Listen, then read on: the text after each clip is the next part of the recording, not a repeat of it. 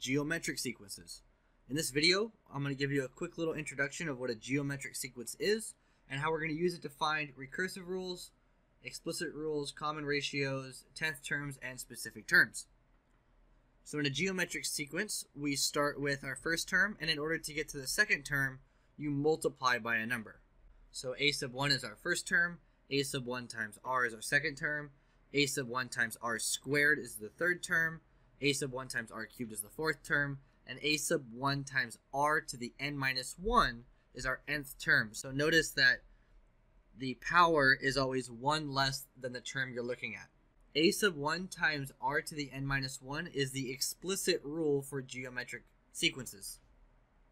And for some constant, which is non-zero, we call r is known as the common ratio. And we have that the recursive rule is a sub n equals a sub n minus 1 times r when n is greater than or equal to 2. So if I want the next term in a sequence, I just multiply by the common ratio. In example 4, I'm going to give you a geometric sequence, and we're going to find the common ratio, the 10th term, the recursive rule, and the explicit rule for the sequence. So in our sequence, we have a sub n equals 1, negative 2, 4, negative 8, 16, and so on. So for part A, we're going to find the common ratio. And in order to find the common ratio, we have to think, what number do you multiply to get to the next number? Well, in this one, it's pretty easy. It's just negative 2 to get from one number to the other. But the actual way to do it is you pick two terms that are next to each other, and you divide them. So I'm going to divide 4 by negative 2, and I get negative 2. This would also work if I use 16 and negative 8, or if I use negative 2 and 1, you always get negative 2. So that's my common ratio, the number I multiply by each time. So for part B, we're going to find the 10th term.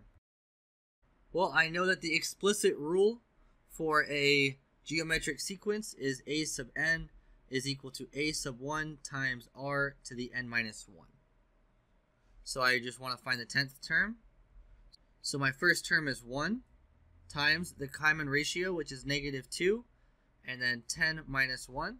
So I get this is negative 2 to the 9th power, which is going to give me negative 512.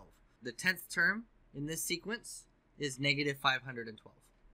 For part C, we're going to find the recursive rule. This one's pretty easy. It's a sub n equals a sub n minus 1 times r. So we get a sub n equals a sub n minus 1 times negative 2. And then we're going to do the explicit rule. And remember, the explicit rule is a sub n equals a sub 1 times r to the n minus 1. So we're going to plug in our numbers.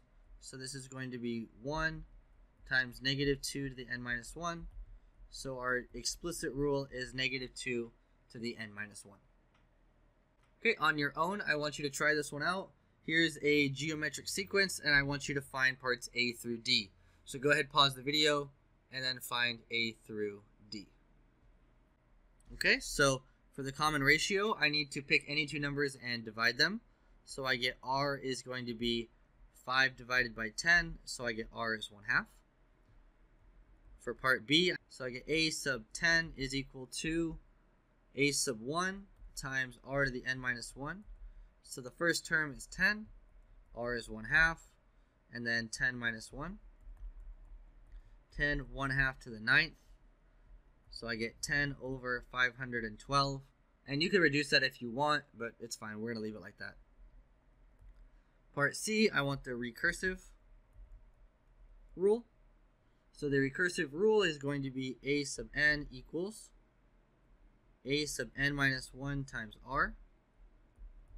So I get 1/2 times a sub n minus 1. So I take each term and I half it.